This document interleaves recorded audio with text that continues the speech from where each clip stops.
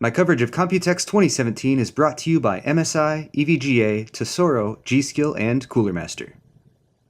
Alright guys, I've made my way over to the MSI booth at the Convention Center. MSI is of course a sponsor. They have laptops, they have X299 motherboards, and they got a cool little tiny computer that runs VR all by itself. So let's take a look. Alright guys, moving down the line, here is the MSI GT83 VR Titan SLI. This is a massive laptop, and we actually initially covered this back at CES. So you've probably seen this before. Now MSI has done a revision of this. They've gone inside and redone some of the internals just to help things keep running a little bit cooler.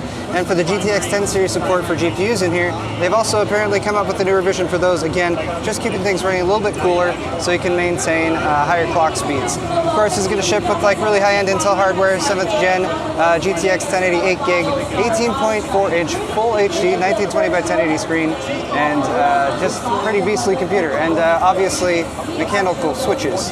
These are Cherry switches, and it's now available with Cherry MX Silver. Let's move on down the line to the GT73 EVR Titan.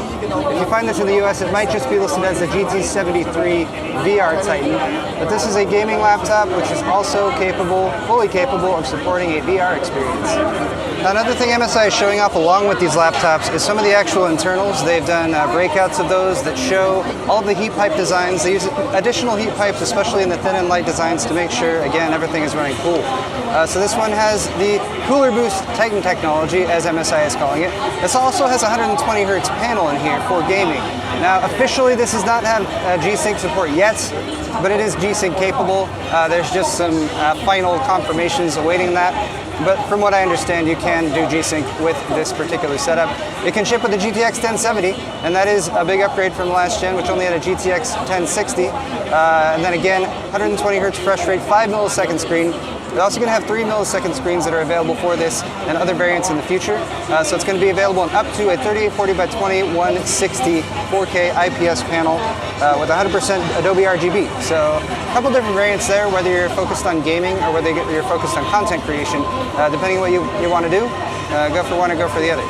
The higher refresh rate one is for gaming, in case you didn't know. Next, we got the GS73 VR Stealth Pro, and the GS73 is a thin and light. It's super thin, so not as deep as, say, the GE73 that's a little bit further down the line. But they've also managed to wedge the GTX 1070 in here, and this is with the apparently slightly revised GTX 1070 that NVIDIA has been working on. Again, just to keep things a little bit cooler when it's running in laptop environments to make sure they can maintain slightly higher clock speeds. Now the keyboards for these GT73 models are RGB zone lit, so you can do different zones of RGB lighting. This one just lit up in red right now, but it can do different RGBs. But the GE73 VR Raider, that's just right here, has individual RGB LEDs. So here, as you can see, lots of different colors can be displayed. These all have aluminum alloy chassis, by the way. And then again, the exclusive MSI Cooler Boost 5 technology for the GPU and the CPU, which includes additional heat pipes. I'll show you guys that in just a second. Also, MSI has been continuing to put like crazy RAID setups in these laptops, so you can have a Super RAID 4 offering. It gives you up to 3,300 megabytes per second of performance on your SSD RAID configuration with NVMe support. Again, per key RGB lighting here on the keyboard. And then they actually have these massive speakers, which you can't see right now, but let me see if I can show you. They're on the bottom. If I can lift this up, try not to break it. There they are. So yeah, they got this crazy speaker array that kind of sits at the bottom. They're calling it upgraded giant speakers. The sound is by Dyne Audio though, so that's pretty cool. And I can tell you, even though we're on a show floor right now and it's really loud, I can still hear these speakers playing this demo, so that's kind of cool. So over here, as promised, they have the sort of broken out cooling solutions for the different series of laptops they have. The GE Raider over on the right, using additional heat pipes to keep key components cool. The GPU, as well as the CPU, got 7 heat pipes, 4 for the GPU and 3 for the CPU on the GE Raider series. So the GS series right here, which is a little bit smaller, a little bit thinner, not quite as powerful, so not quite as many heat pipes are required, but you got triple fans in there, keeping everything cool. Apparently they have 41 fan blades, which, you know, more fan blades, that's always better, right? This is a little bit thinner and lighter one though, the GS63 VR Stealth Pro is what we're taking a look at right here. And then here's a really beastly laptop. This is a GT75 VR Titan SLI. And since this is another laptop that's going to ship with a high-end Intel Core i7 7th gen processor, as well as a GTX 1080 in there, you got 10 heat pipes in this one. It's a much thicker laptop, so you'll notice there are also much thicker fans that are included there. And 10 plus is actually the heat pipes that they're listing. But nice that they actually busted out with the exploded views of the laptops here for people, so that they can take a look and see how these are cooled internally. Now, apart from that cooling solution, this GT75 VR Titan SLI also has a mechanical switch keyboard. Now, these are not cherry switches like the previous mechanical switch keyboard that we've seen from MSI before. Wouldn't tell me exactly the brand for these, but I did try them out. They're super nice. They also don't have quite as much travel as the full-size keys, but they're definitely a lot more than what you would get with this typical laptop keyboard. So this one also comes with the Killer multi-gig with Killer Shield. I don't even know what that is. It's got to be something to do with the NIC, I have to imagine. Rapid mechanical RGB keyboard though, that is done by SteelSeries. So I have to imagine they have something to do with the switches that are going in there as well. And then again, you have 3 different screens that this might be available with. 17.3-inch Full HD that's 120 Hz and G-Sync compatible, or 17.3-inch 1920 by 1080 with IPS, or 17.3-inch 4K, also with IPS. Here's a few more laptop models. This is the GE62 VR Camo Squad Limited Edition. So if you're into DigiCamo, and don't get me wrong, I don't blame you if you're not, then this is certainly the laptop for you. It's got DigiCamo all over the front, all over the back, all over the keyboard, and this particular package, which will be available in the US, you get the DigiCamo version of this. You also get like a backpack and a bunch of stuff that matches. You also get a copy of Ghost Recon, and you get a season pass for Ghost Recon, a $210 value. Wonderful. Of course, you have to like DigiCamo, and I don't blame you if you don't. World of Tanks fans, any of you guys in the US? Sorry, this one's not available there. It's the World of Tanks version of that same one. Here's that tiny little computer I was talking about, the Vortex G25. Now, you guys might have remembered from CES, MSI had a tiny little computer all integrated that looked a lot like a trash can. They've redesigned that. They're calling it the G25 because it's about 25 millimeters thick, if you look at it from side to side. So, super tiny. You can have it vertically oriented, as you can see here, or you can position it on its side. There's plenty of ventilation on the opposite side of it, as well as even some LEDs inside there. Again, the MSI Cooler Boost Titan technology, the same kind of technology they're using to cool their laptops, is in here, which allows them to keep a Core i7 7th gen processor. Different varieties are available, of course. A GTX 1070 and everything cool in there. They also got Thunderbolt support, and they were using this little computer to power a VR experience that they have over in another area of their booth. They've actually done some home-built designs for some active racing pod seats that you can sit in. They have hydraulics or whatever that's pushing the seats around for the VR experience, all reactive. So they said they're going to make those and sell them. I'm not sure. It looked a lot of fun. Jenny and Joe both jumped in, and I had a little tryout playing the racing games. I'm not sure what they can see in there, but they do look like they're having fun. And I'm curious to see if MSI actually brings these racing seats to the market, because it's a lot of fun, but they tend to be expensive. I'd be curious to see what MSI's take on that is. So I have been cut off by the Linus Media Group team, but we're going to press on and attempt to do some coverage of the X299 offerings from MSI, because of course Intel's Core X series of processors now is available. This is the X299 X Power Gaming AC. Oh my god, look how much M.2 you can attach to this thing.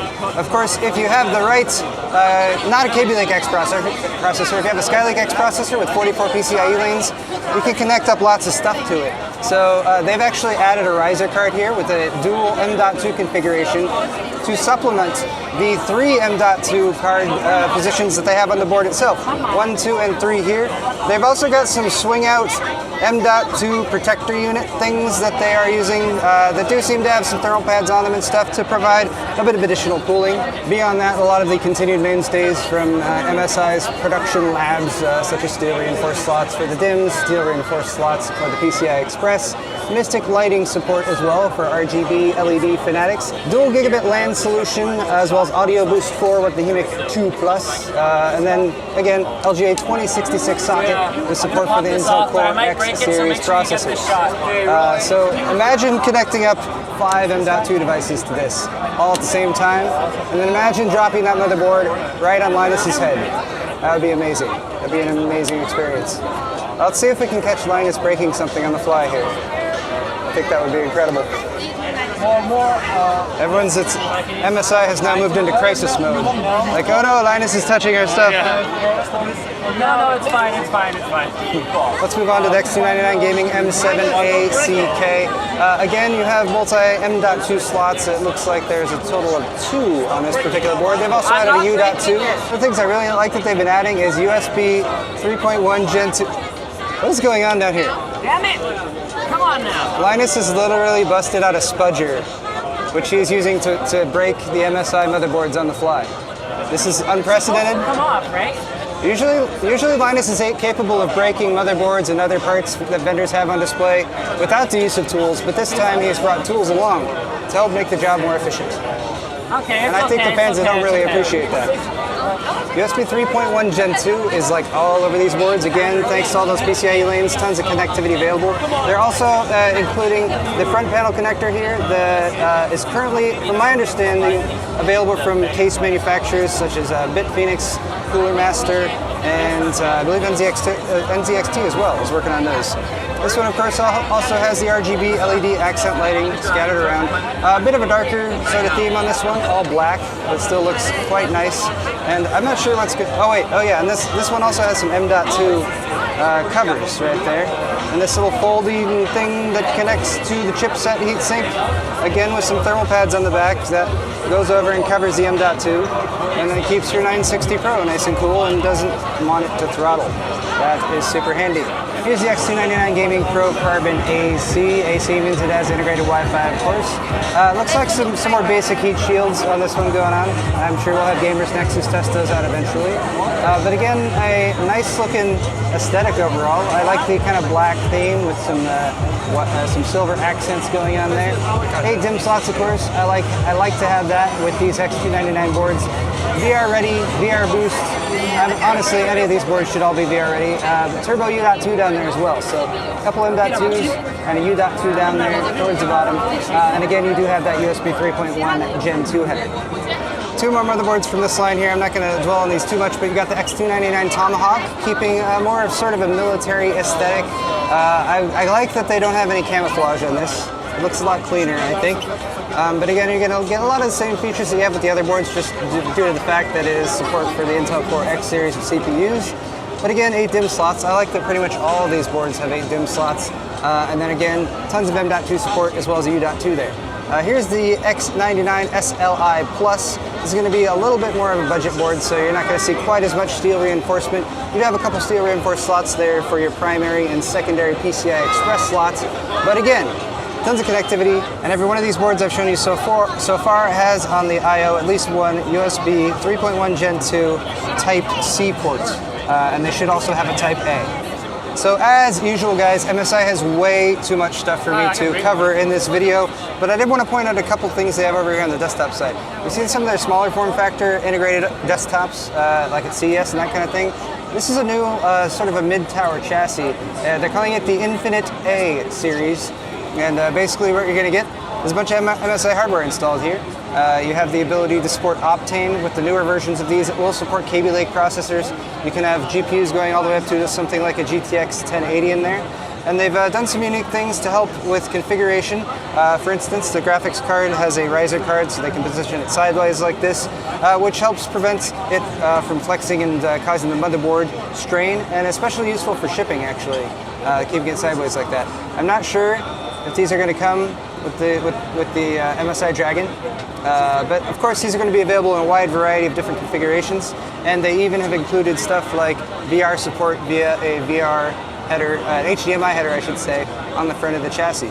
Also, of course, you got their Mystic lighting support in there, and seems like it might be a good option for you folks out there who are interested in not building your own PC, but actually getting a PC that's pre-made. They also showed me this little guy over here, which I found fascinating. You guys may or may not. We'll see how it goes. It's a product in development. They're not sure if and when it's going to come to market, but it's called the MSI Gaming Storage Card. basically to circumvent some of the limitations that you have with setting up RAID configurations, depending on your platform and how you're connecting it, of course. They have this little card, sits in a PCIe slot. It's got this little panel here, and inside you can see a couple M.2 slots. There's actually another M.2 on the other side, and there's a hardware RAID controller that's integrated. All this is to say that when you have the proper M.2 devices in there that are fast enough, you can get up to 7,200 megabytes per second data transmission speeds. I'm not sure if that counts for reads or writes or whatnot, but it would be a very, very fast additional storage card. And guys, let's close out our coverage over here at the MSI booth with a look at their Lightning GTX 1080 Ti. There it is. I don't know what to say. Massive triple slot design with 3 fans. It has an RGB sort of trim accent line along the top. And they have it set up here with one of their X299 boards, the X299 Gaming Pro Carbon that I already kind of showed you guys, but it has a special thing it can do as well, which is that depending on what version you get, you might get these little add-on pieces that come in gold and silver trim, and you can swap those out to match up with the motherboard along the I/O and along the sound on the side and on the chipset heatsink, and that will make things match. So whether you want silver or whether you want gold, you can get any of them. And as far as the Lightning card, I don't know too much as far as the additional specs, but I do know that it has 3 8-pin PCI Express graphics power connectors, which is crazy. And I have to imagine that Jay's going to review this. I don't know if they're going to send me one, but maybe I can talk him into it. Well guys, that's going to wrap it up for my coverage of the MSI booth. I know this has been a kind of longer video, but they, again, have tons and tons of stuff here, so I hope you've enjoyed it. I'm going to be back with more Computex 2017 coverage coming at you really soon. One final thanks to my sponsors, MSI of course, as well as G-Skill, Cooler Master, Tesoro, and EVGA. Thanks again for watching guys, and we'll see you in the next video.